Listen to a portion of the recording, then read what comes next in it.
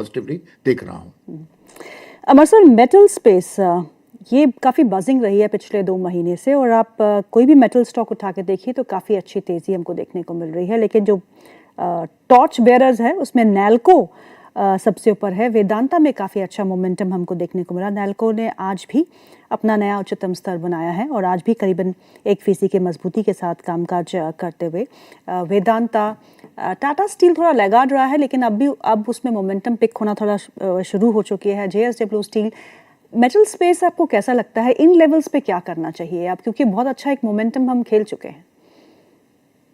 देखिए, मेटल्स में तो definitely it has been a dream rally, और बहुत मेटल स्टॉक्स में हम लोगों ने एनीवेयर बिटवीन 50% टू 70% तक का अप्रिसिएशन देखा है, that also within a couple of months, so which has been phenomenal on the back of जो फंडामेंटल फैक्टर्स हैं in terms of supply constraints in the metal space, and specifically more on the non ferrous metals. तो जैसे Hindustan zinc में हम लोगों ने देखा, Hindustan copper में देखा, नैल्को में देखा, हिंडाल्को में देखा, तो इसमें बहुत रैली अच्छी आई है।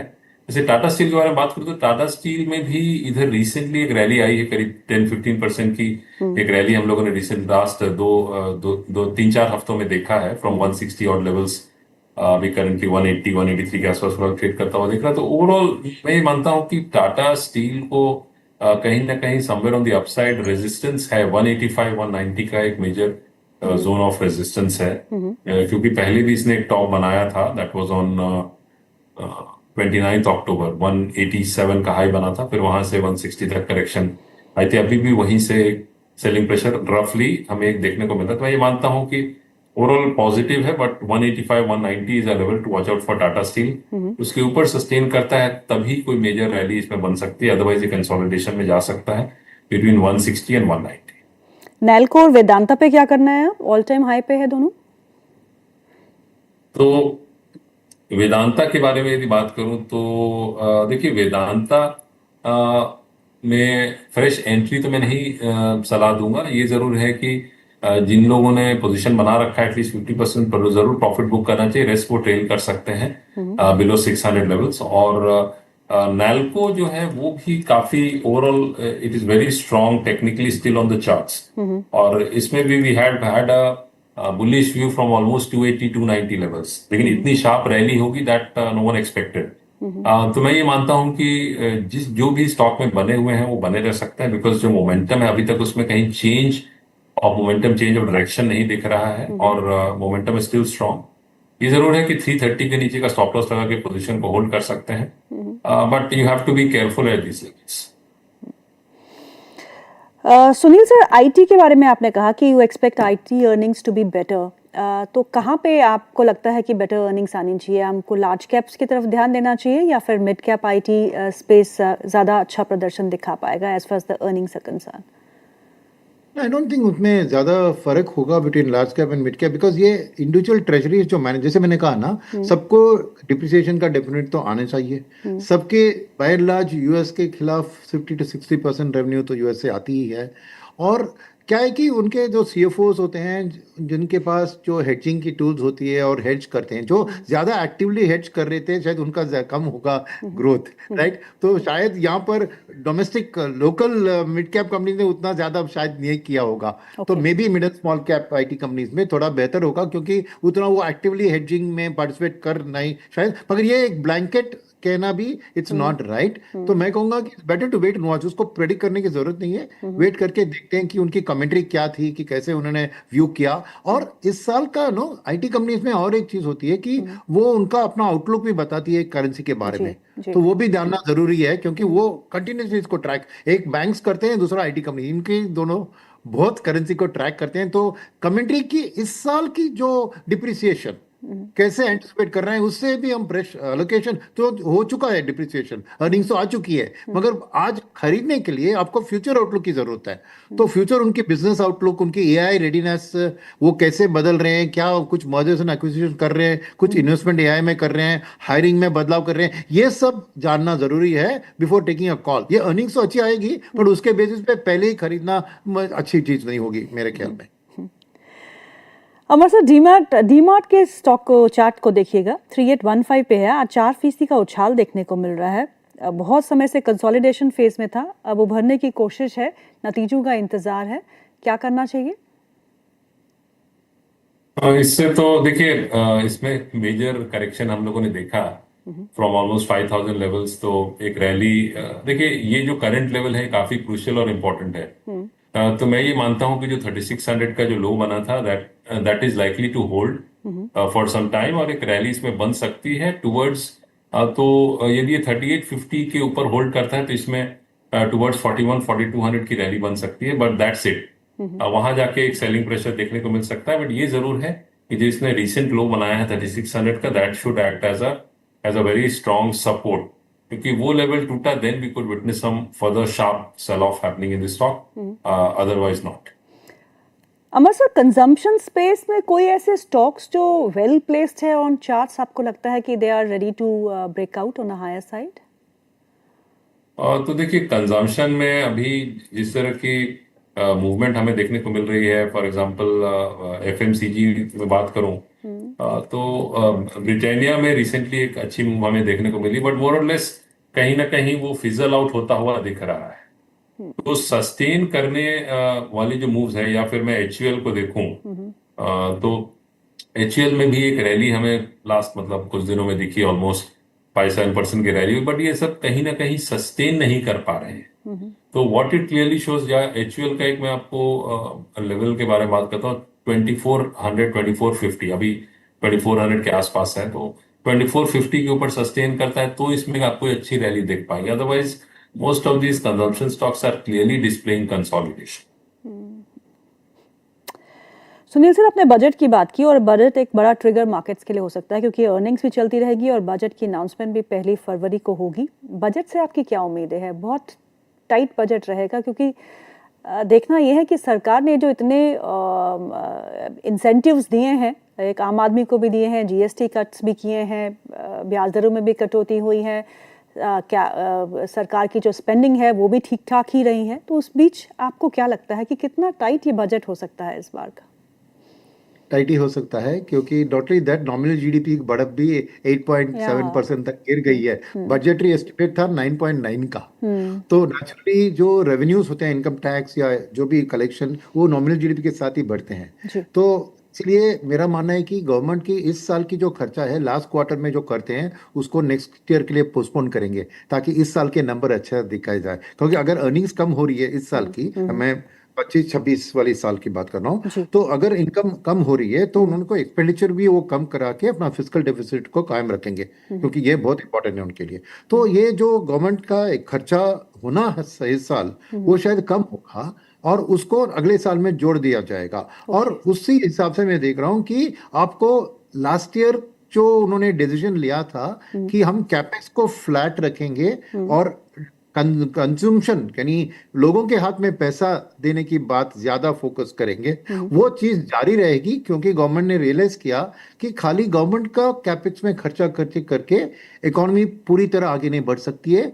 बोथ प्राइवेट कंजम्पशन और प्राइवेट कैपेक्स, ये दोनों के हाथ, क्योंकि 3 होते हैं पिलर्स ग्रोथ के, गवर्नमेंट कैपेक्स, प्राइवेट कैपेक्स और प्राइवेट कंजम्पशन। क्योंकि गवर्नमेंट का खर्चा इंटरेस्ट एक्सपेंसेस या सैलरीज उसी में ज्यादा जाता है, गवर्नमेंट की रेवेन्यू एक्सपेंडिचर। तो ये 3 जो पिलर्स है उसमें मैं देख रहा हूं कि लास्ट ईयर उन्होंने एक सटल शिफ्ट किया और कंजम्पशन को through middle class tax give away उसकी ओर फोकस किया। वो फोकस को आगे बढ़ाएंगे, क्योंकि उसके बाद उन्होंने जीएसटी का कट भी इसी हिसाब से किया। तो ये एक क्लियर कि ये one thing about this government की वो वन शॉट काम नहीं करती है, वो एक चीज को लेती है तो उसको कंटिन्यूअसली बैक करती है। तो इतने साल से कैपेक्स को बैक किया, अब वक्त आया कि वो शायद लोगों के हाथ में पैसा देकर उस तरीके से प्राइवेट का कैपेसिटी यूटिलाइजेशन बढ़कर प्राइवेट कैपेक्स की बढ़त के बारे में वो अभी ध्यान दे रहे हैं। तो शायद कुछ इंसेंटिव्स प्राइवेट कैपेक्स के लिए, चाहे पीएलआई को मॉडिफाई करके उसको थोड़ा बेहतर करके, या फिर पब्लिक प्राइवेट पार्टनरशिप जहां पे पब्लिक सेक्टर के साथ प्राइवेट का भी हाथ जोड़कर इंफ्रा को आगे लेके जाना, इन चीजों पे फोकस करके वो कैपेक्स का एक राउंडेड डेवलपमेंट खाली गवर्नमेंट कैपेक्स के ऊपर नहीं करेगी और थोड़ा कंजम्पशन ओरिएंटेड बजट कंटिन्यू रहेगा मेरे ख्याल में। और वो अगले साल के लिए अब वो ऑब्वियसली 10% का नॉमिनल जीडीपी ग्रोथ को प्रोजेक्ट नहीं कर सकते, तो अभी वो प्रोजेक्शन में भी वो 9.5% करेंगे, तो उस हिसाब से आपको सभी नंबर्स पे उसका असर दिखेगा। तो क्योंकि फ्यूचर की फिस्कल डेफिसिट पे भी वो ध्यान देगी कि हम वो जो प्लाथ हमने आइडेंटिफाई किया कि हम ultimately will proceed towards that 4.5% fiscal deficit, वो जारी रखेंगे। तो फॉरेनर्स जो रेटिंग एजेंसी होते हैं उनको डिसअपॉइंट नहीं करेंगे, क्योंकि इंडिया की क्रेडिट रेटिंग एक अहम चीज होती है फॉरेन कैपिटल के लिए। तो मेरे ख्याल में वो उनको भी ध्यान में रखेंगे, पब्लिक को भी ध्यान में रखेंगे, तो बीच में सफर होगा कैपेक्स थोड़ा बहुत। तो एक flat year on year grow capex की मैं एक्सपेक्ट कर रहा हूँ, नंबर्स होंगे, और जो भी चीज है बाकी इसके अंदर ही आएंगे।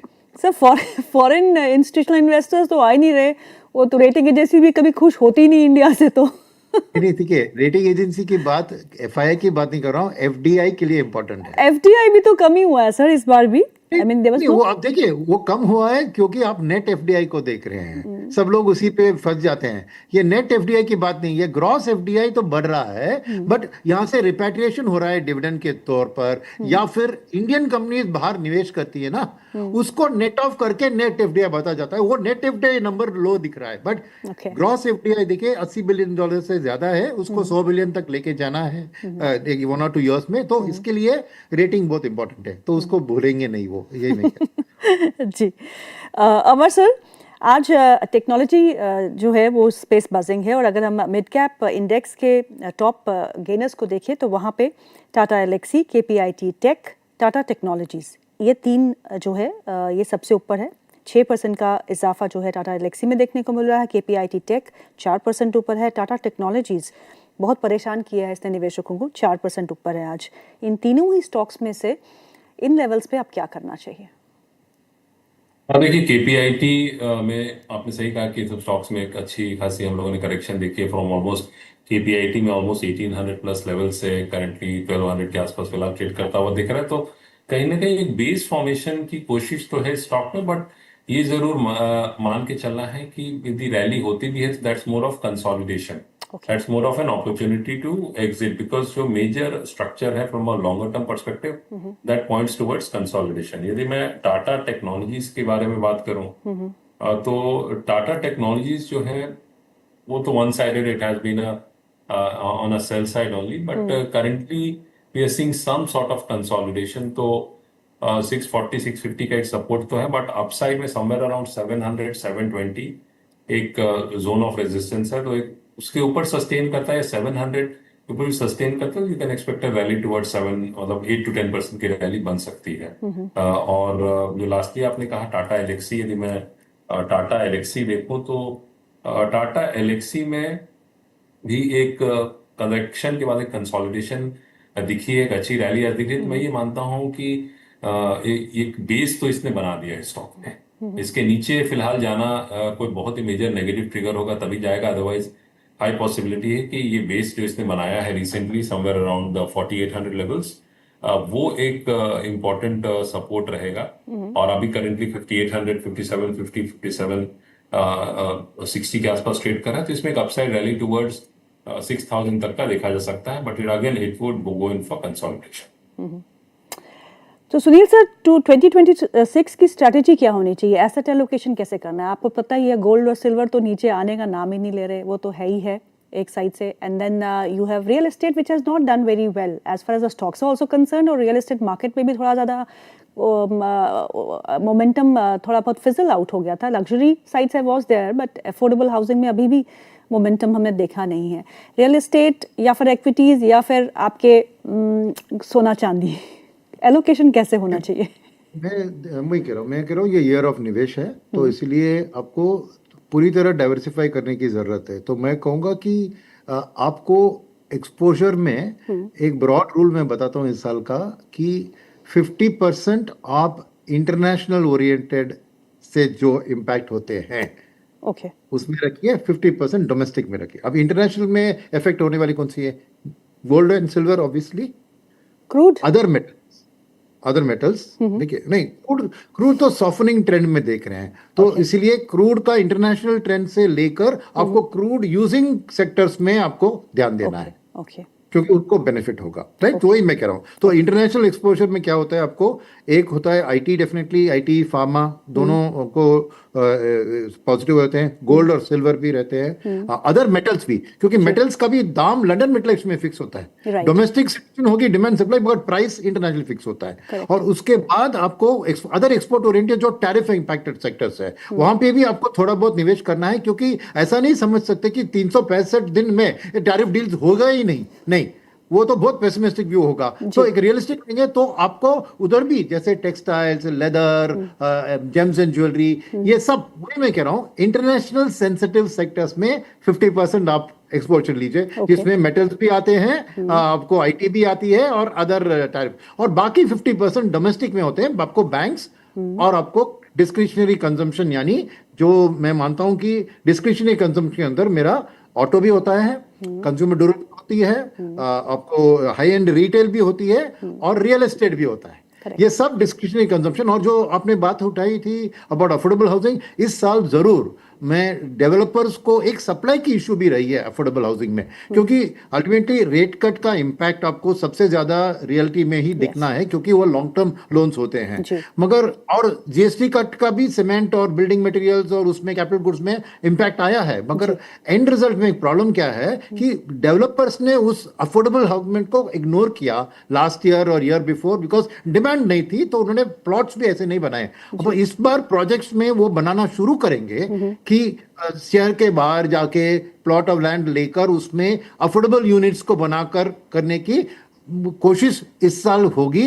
तो शायद बाय द सेकेंड हाफ आपको अफोर्डेबल हाउसिंग की प्रोजेक्ट्स ऑन स्ट्रीम आएगी और डिमांड भी पिकअप होगा। तो जरूर आपको रियलिटी में भी निवेश करके रखना है, ये सब मेरा मानना है।